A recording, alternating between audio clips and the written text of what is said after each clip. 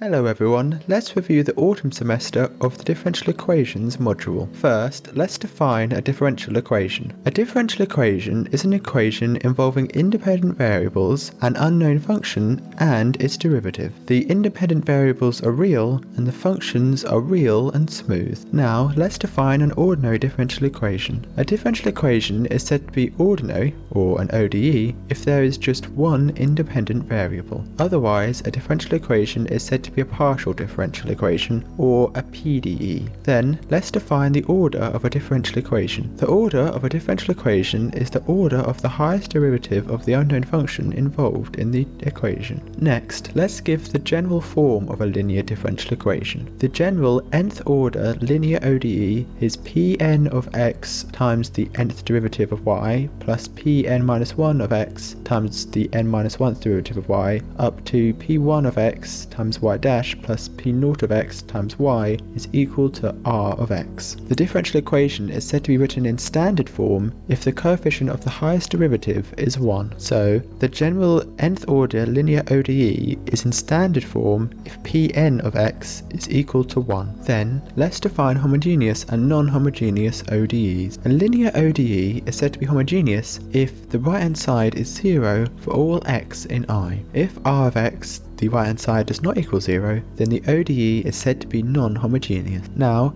let's define the solution to a linear differential equation. A function y is equal to psi of x is called a solution of a linear differential equation on interval I if psi of x is defined and n times differential throughout I and is such that the differential equation is true for any x in I when we replace y of x and its derivatives, the differential equation, by phi of x and its corresponding derivative. Now, let's describe linear superposition. If y equals y1 of x and y equals y2 of x are two solutions of a homogeneous linear ODE on I, then their linear superposition is y is equal to c1 y1 of x plus c2 y2 of x, and is also a solution for any arbitrary constants c1 and c2. Now, let's define linear independent. Let y1 of x and y2 of x be two differential functions defined on an interval I. We say that these functions are linearly dependent or proportional if there exists a constant c such that y2 of x is equal to c times y1 of x for any x in I. Otherwise, y1 and y2 are said to be linearly independent. Hence, we have that y equals y1 of x and y equals y2 of x are proportional if and only if y2 of x divided by y1 of x is a constant, which occurs if and only if the derivative of y2 of x divided by y1 of x is equal to 0, which occurs if and only if y1 times the derivative of y2 minus the derivative of y1 times y2 equals 0. Therefore, y equaling y1 of x and y equaling y2 of x are not proportional on I if and only if y1 times the derivative of y2 minus the derivative of y1 times y2 does not equal 0 for any x in I. Now, let's define Wronskian. The Wronskian W of y1, y2 of x is equal to the determinant of the matrix y1 of x, y2 of x, the derivative of y1 of x, the derivative of y2 of x. Two functions y equals y1 of x and y equals y2 of x are linearly independent on I if and only if w of y1 and y2 of x does not equal 0 for all x in I. Next, let's give the Louisville-Abel formula. It says that if y equals y1 of x and y equals y2 of x are two solutions on I, then the Wronskian of y1 and y2 of x is equal to the Wronskian of y1 y2 of x0 times the exponential of minus the integral from x0 to x of p of t dt, where x0 is in I. Then, let's discuss the reduction of order method. If a solution y1 of x of the homogeneous linear ODE d2y over dx squared plus p of x dy over dx plus q of x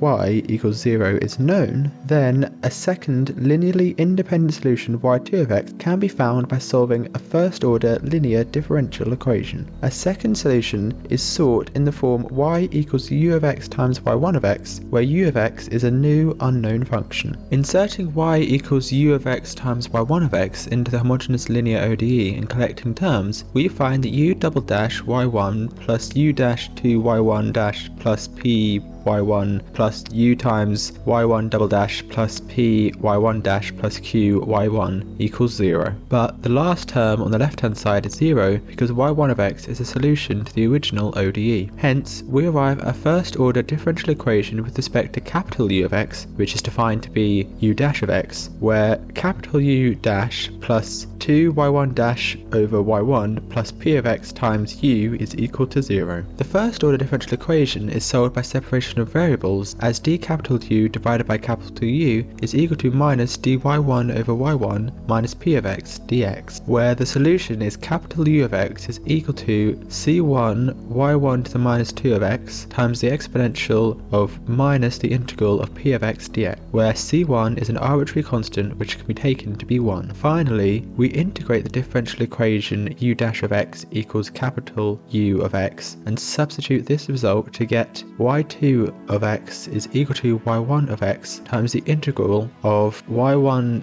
to the minus 2 of x times the exponential of minus the integral of p of x dx, all dx. Note that y2 of x is not proportional to y1 of x because y2 of x divided by y1 of x is equal to u of x, which is not a constant. Next, let's move on to describing the method of variation of parameters. A general solution of the associated homogeneous equation d2y over dx squared plus p of x times dy over dx plus q of x times y equals 0 on I has the form yg of x is equal to c1 y1 of x plus c2 y2 of x, where y equals y1 of x and y equals y2 of x are assumed known functions. The method of variation of parameters consists of replacing c1 and c2 by functions u of x and v of x to be determined, so that the resulting function yp of x equals u of x times y1 of x plus v of x times y2 of x is a particular solution of the non-homogeneous equation. By differentiating, we obtain yp dash of x is equal to u dash of x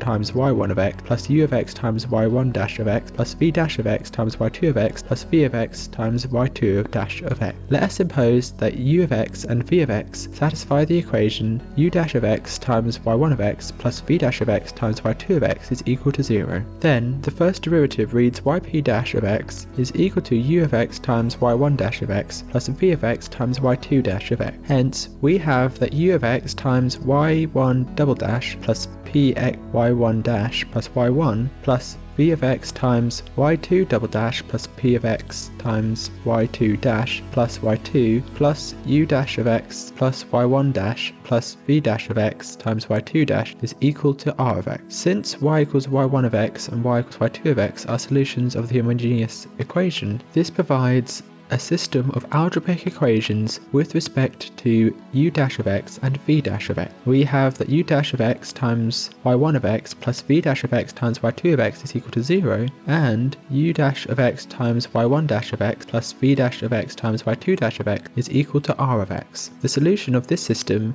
is u dash of x is equal to minus y2 of x times r of x divided by the Wronskian of x, and v dash of x is equal to y1 of x times r of x divided by the Wronskian of x. Note that it's important that the Wronskian of x does not equal 0, since y1 of x and y2 of x are linearly independent solutions. Integrating these equations, we obtain that u of x is equal to minus the integral up to x of y2 of z r of z over Wronskian of z dz, and v of x is equal to the integral up to x of y1 of z times r of z divided by w of z dz. So, substituting these expressions for u of x and v of x into yp, we obtain a solution of the non-homogeneous equation yp of x is equal to minus y1 of x times the integral up to x of y2 of z times r of z divided by the Wronskian of z dz, plus y2 of x is equal to the integral up to x of y1 of z times r of z divided by the Wronskian of z dz. Now, let's move on to defining an initial value problem. Suppose a general solution of homogeneous linear ODE d2y over dx squared plus p of x dy over dx plus q of x y equals 0 has the form y of x is equal to c1 y1 of x plus c2 y2 of x. Initial conditions are y of x0 equals k0, y dash of x0 equals k1, where k0 and k1 are given numbers. Linear ODEs together with initial conditions are known as an initial value value problem, or IVP. If the coefficients p of x and q of x are continuous on I, then the initial conditions have a unique solution on I for any k0 and k1. Now, let's move on to describing a boundary value problem. In a boundary value problem, or BVP, two constants c1 and c2 are calculated by using two boundary conditions at the endpoints of the interval I, x equals a and x equals b. We have the Dirichlet conditions y of a is equal to k0, y of b is equal to k1, or the Newman conditions y dash of a is equal to k0 and y dash of b is equal to k1, or another combination. The general form of boundary conditions is alpha ya plus beta y dash a is equal to k0 and lambda ya plus mu y dash a is equal to k1, where alpha, beta, lambda, mu, k0 and k1 are known constant. In contrast to an IVP, the solutions of a BVP may not be unique even for smooth functions, or they may not even exist. Now, let's move on to describe an ordinary point. Consider the differential equation y double dash of x plus p of x y dash of x plus q of x y equals 0. We say that x equals 0 is an ordinary point if p of x and q of x are analytic functions at x equals 0. If both p of x and q of x have a Taylor series which converges on an interval I from minus r to r, where r is some positive number, then the ODE with initial conditions y0 is equal to k0, y dash 0 is equal to k1 has a unique power series solution y of x which also converges on the interval I. In general, the radius of convergence of the series solution is at least as big as the minimum of the radii of convergence of p of x and q of x. If either p of x or q of x approach infinity as x tends to 0, then we say that x equals 0 is a singular point. Next, let's discuss the power series methods for ordinary points. First, we write the solution y of x as a power series and differentiate. Hence, y of x is equal to the sum from n equals 0 to infinity of a n x to the n, y dash of x is equal to the sum from n equals 1 to infinity of n a n x to the n minus 1, and y double dash of x is equal to the sum from n equals 2 to infinity of n times n minus 1 times a n x to the n minus 2. Then we substitute back into the differential equation. Then we rewrite the sums so that the indexes match, so that we can combine the sums to get an infinite series that is equal to 0. Hence, we know that each coefficient in the series must be equal to 0 by the identity theorem. Thus, we get a recursive formula for the coefficients of the series representation of y of x. To get the particular solution, we would then use the initial or boundary conditions. Next, let's move on to defining regular and irregular singular points. Consider the differential equation y double dash plus p of x y dash plus q of x y equals 0. We say that x equals 0 is a regular singular point if the functions p of x and q of x are singular as x tends to 0, but x times p of x and x squared times q of x have finite limits as x tends to 0, and hence have convergent power series of the form capital P of x is equal to x times p of x, which is equal to the sum from n equal 0 to infinity of capital P sub n x to the n, and q of x is equal to x squared times q of x, which is equal to the sum from n equals 0 to infinity of q sub n x to the n for x having modulus less than capital R. Otherwise, we say that x equals 0 is an irregular singular point if the functions x times p of x and x squared times q of x are singular as x tends to 0. Next, let's discuss the series solutions about regular singular points. In order to find a series solution for y double dash of x plus p of x y dash plus q of x y equals 0 when x equals 0 is a regular singular point, we rewrite the equation as x squared y double dash plus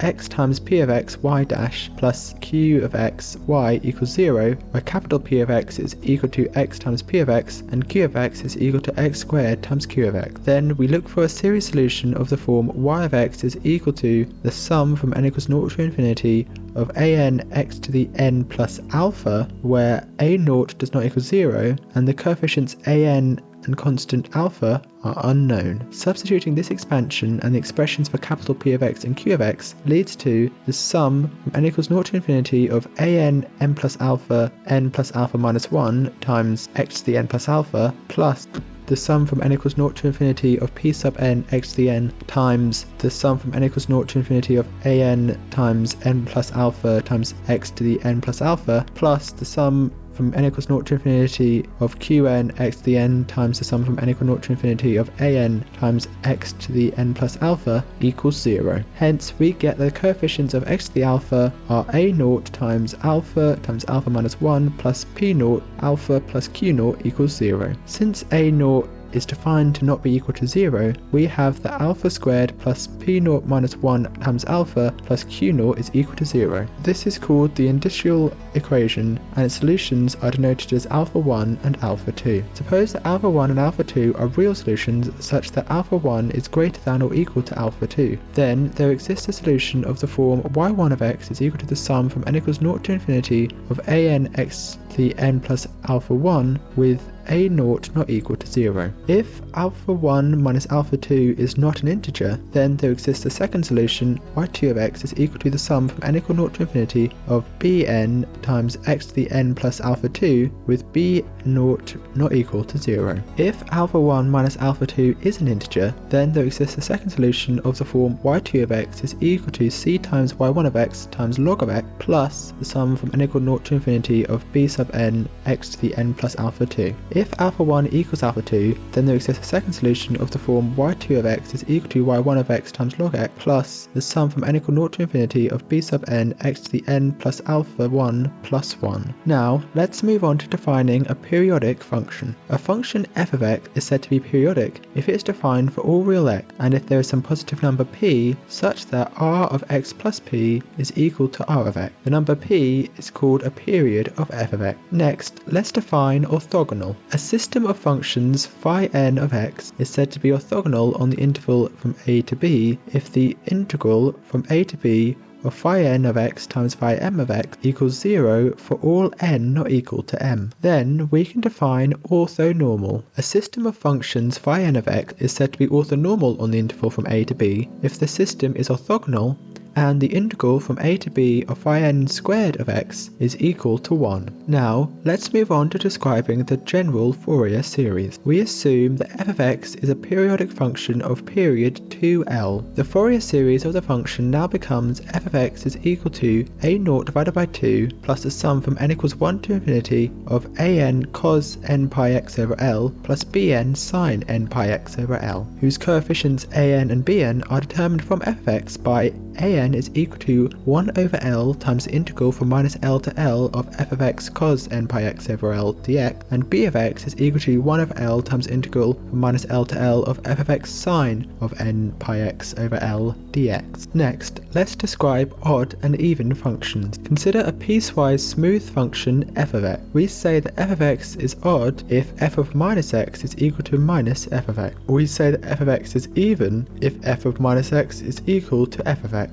Next, let's define the half-range sine series. Consider a piecewise smooth function f of x defined on some interval from 0 to L. Suppose we extend the domain of definition to minus L to L by defining the odd function capital F of x is equal to f of x for x between 0 and L, and capital F of x is equal to minus f of minus x for all x between minus L and 0. The Fourier series for the odd function capital F of x is then capital F of x is equal to the sum from n equals 1 to infinity of bn sine pi n over L x for x between minus L and L, with bn equal to 2 over L times the integral from 0 to L of f of x times sine pi n over L x dx. This is known as the half-range sine series for f of x. Then, let's define the half-range cosine series. Suppose we extend the domain of definition of the original function f of x to minus L to L by defining the even function capital F of x equals f of x for x between 0 and L, and capital F of x is equal to f of minus x for x between minus L to 0. The Fourier series for the even function capital F of x is capital F of x is equal to a0 over 2 plus the sum from n equals 1 to infinity of an cos pi n over L x, with an equal to 2 over L times integral from 0 to L of f of x cos pi n over L x dx, with a0 equals to 2 over L times integral from 0 to L of f of x dx. This is known as the half-range cosine cosine series for f of x. Now, let's discuss using Fourier series to evaluate infinite sum. Once a Fourier series has been obtained, by choosing a particular value of x, the sum of an infinite sequence can be found. For example, f of pi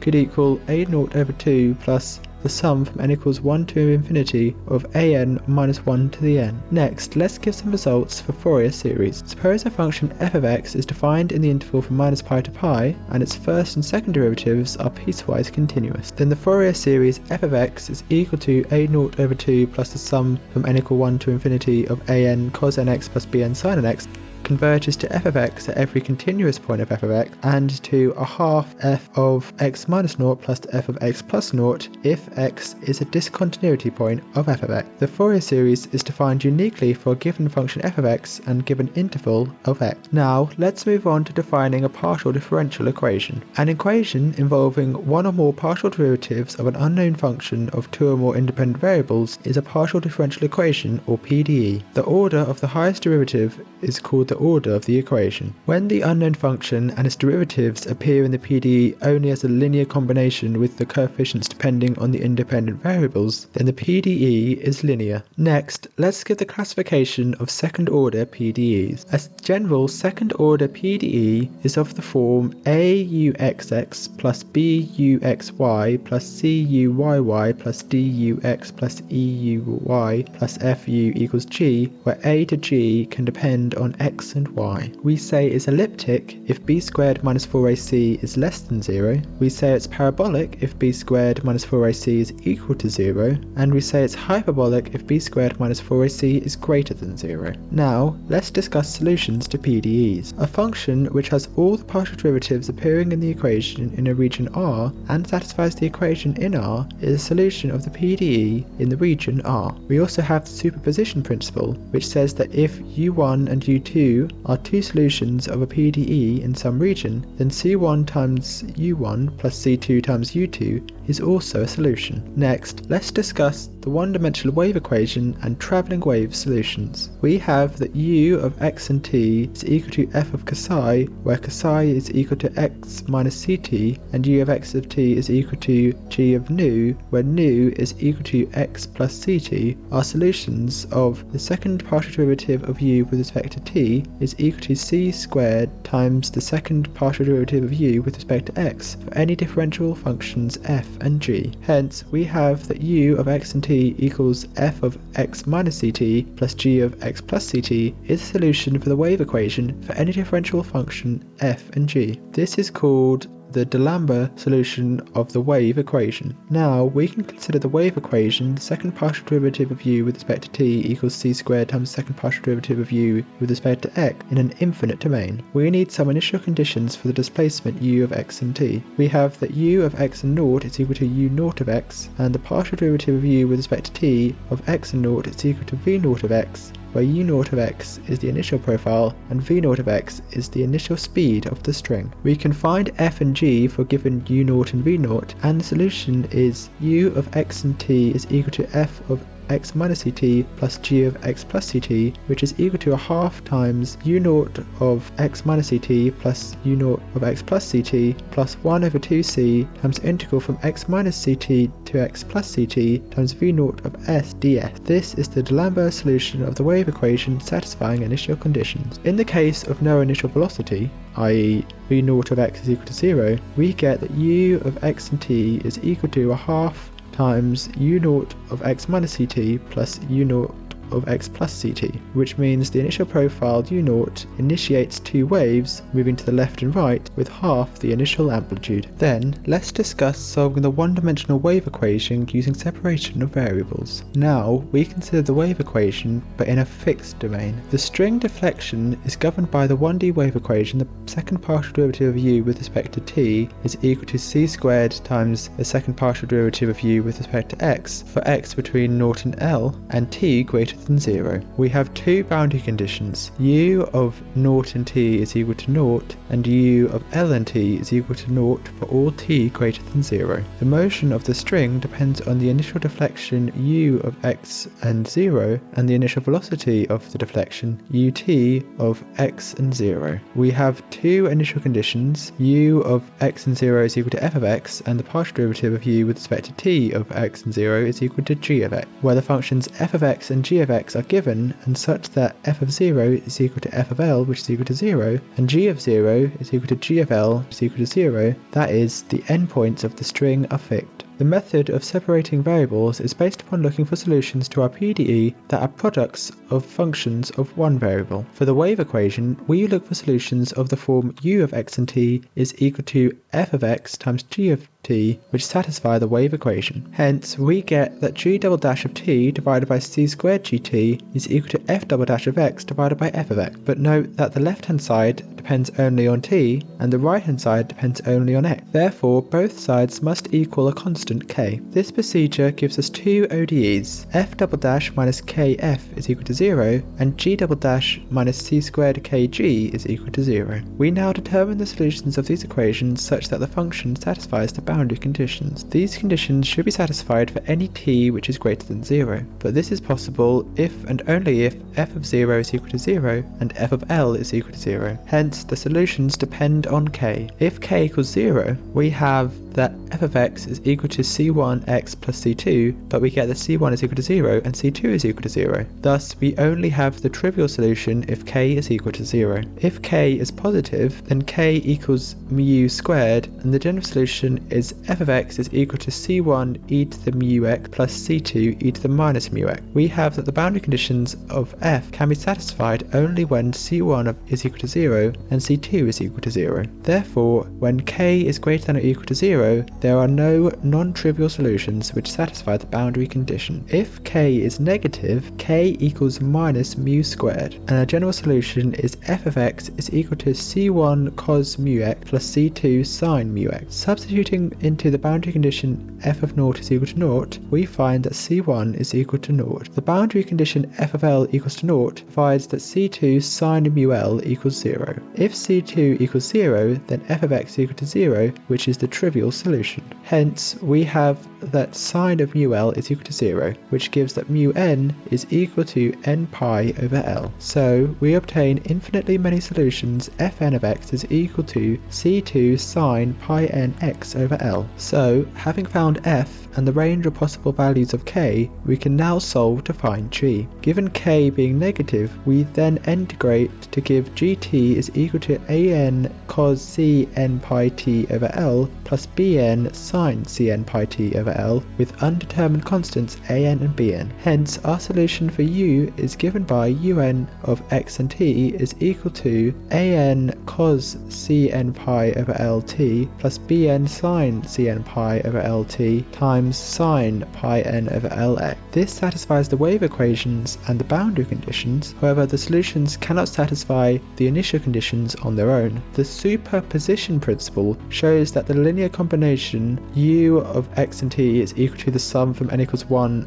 to infinity of un of x and t is also a solution. Hence, the sum from n equals 1 to infinity of an cos cn pi over L times 0 plus bn sine cn pi over L times 0 times sine pi n over Lx, which is equal to the sum from n equals 1 to infinity of an sine pi n over Lx is equal to f of x, and the sum from n equals 1 to infinity of minus an cn pi over L sine cn pi over L times 0 plus bn cn pi over L times cos cn pi over L times 0 times sine pi n over Lx is equal to the sum from n equals 1 to infinity of bn sine n pi over L sine pi n over Lx, which is equal to g of x. But notice that these are the Fourier sine series for f of x and g of x. So we can use the half-range Fourier sine series formulae to calculate an and bn so that the initial conditions are satisfied.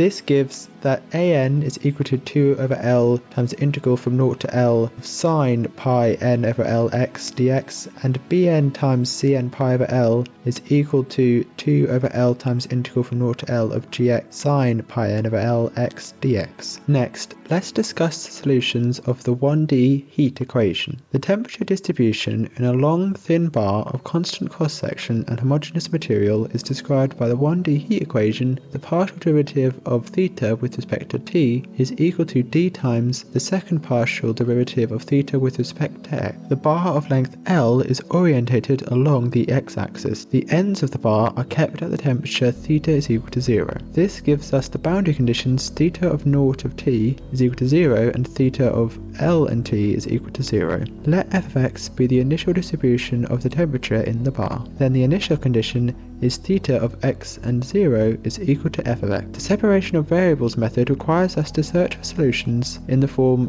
theta of x and t is equal to f of x times g of t, which satisfy the heat equation. Hence, we get that g double dash of t divided by dg of t is equal to f double dash of x divided by f of x. Note that again, the left hand side depends only on t and the right hand side depends only on x. Therefore, both sides must be equal to a constant k. This procedure gives us two ODEs, f double dash minus kf is equal to 0 and g dash minus dkg is equal to 0. We look for solutions for f first. For theta to satisfy the boundary conditions, we must have that f of 0 is equal to 0 and f of L is equal to 0. Similarly to the wave equation, we look for solutions for k positive and k equals 0 and find that they only give the trivial solution. We also find that the solution can only exist for k being negative if k is equal to minus pi n over L squared for n greater than or equal to 1, and they have the form fn of x is equal to sine pi n over L x. The ODE for g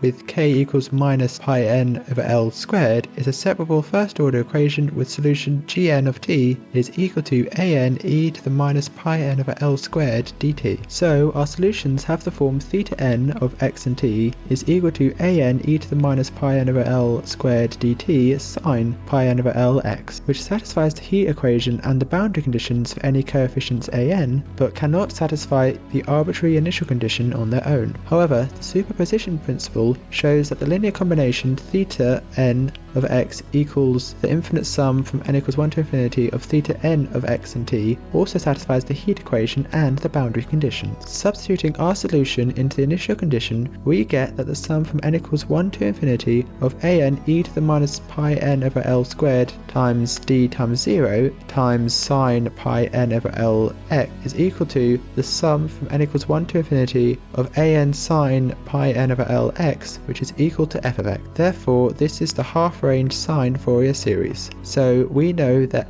an is equal to 2 over L times integral from 0 to L of f of x sine pi n over Lx dx. Next, let's discuss solving the 2D Laplace equation for a rectangular plate. We would like to solve the following problem. First, the second partial derivative of u with respect to x plus the second partial derivative of u with respect to y is equal to 0. Second, u of x and b is equal to 0 for x between 0 and a, and u of x and 0 is equal to f of x for x between 0 and a. Third, the partial derivative of u with respect to x at 0 and y is equal to the partial derivative of u with respect to x at a and y equals 0 for y between 0 and b. Using separation of variables, we get that u of x and y is equal to f of x times g of y, so we have to solve f double dash of x minus kf of x is equal to 0, and g double dash of y plus k g of y is equal to 0. For this problem, we need k to be negative because of the boundary condition that f dash of 0 is equal to f dash of a, which is equal to 0. We define k is equal to minus lambda squared. The general solution is f of x is equal to a sine lambda x plus b cos lambda x, but we need a equals 0 because of the boundary condition f dash of 0 is equal to 0. The other condition, f dash of a is equal to 0, gives us that lambda is equal to pi n over a. The second equation is g double dash of y minus lambda squared g of y is equal to 0, which has the general solution g of y is equal to c e to the lambda y plus d e to the minus lambda y. After some algebra, we can write the solution as un of x and y is equal to en star cos pi n over a x times sine pi n over a times y minus b divided by sine pi n over a times minus b, for n is equal to 0, 1, 2, etc. and en star is a constant to be found. If we expand f of x in a half-range Fourier cosine series on 0 to a, we get that f of x is equal to a0 over 2 plus the sum from n equals 1 to infinity of an cos pi n over a x, where an is equal to 2 over a times the integral from 0 to a of f of x cos pi n over a x dx. To satisfy the condition u of x and 0 is equal to f of x, we then need that e sub n star is equal to an for n is equal to 1, 2, 3, etc. and e sub 0 star is equal to a0 over 2. Then let's discuss the Laplace equation in polar coordinate. When we work with circular domains, it's more convenient to write the Laplace equation, the Laplacian of u is equal to 0, in polar coordinates r theta as the second partial derivative of u with respect to r plus 1 over r times the partial derivative of u with respect to r plus 1 over r squared times the second partial derivative of u with respect to theta is equal to 0. Here, u is equal to u of r and theta, and the link between polar and Cartesian coordinates is x is equal to r cos theta and y is equal to r sin theta. To solve this equation, we can use the separation of variables as before to get u is equal to r of r and f of theta. And we obtain two equations, f double dash of theta plus k f of theta is equal to 0, and r squared r double dash of r plus r times r dash of r minus kr is equal to 0. We need the same solution for theta is equal to 0 and 2 pi, which means f needs to be periodic with period 2 pi, so we need k to be 0 or positive and an integer. Solving both equations, we obtain the general solution u of r and theta is equal to the sum over all m of r to the m a sub m cos m theta plus b m sin m theta plus r to the minus m cm cos m theta plus dm sin m theta plus e theta plus f log r plus g, where am, bm, cm, d, e, f, g are constant and m is an integer. Because of the periodicity of theta, we should usually ask for e to equal 0, and also for the regularity of solution at r equals 0, we normally impose f is equal to 0. And as ever, thank you for watching.